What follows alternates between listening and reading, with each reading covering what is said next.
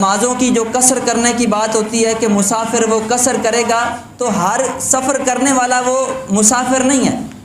بلکہ اس سے مراد وہ مسافر ہوتا ہے جو شرعی مسافت کا سفر کرے۔ اب شرعی مسافت کتنی ہے تو بندہ جو ہے شرعی مسافر بنتا ہے۔ یہ آسان سی بات ذہن میں رکھے، اگر کسی بندے نے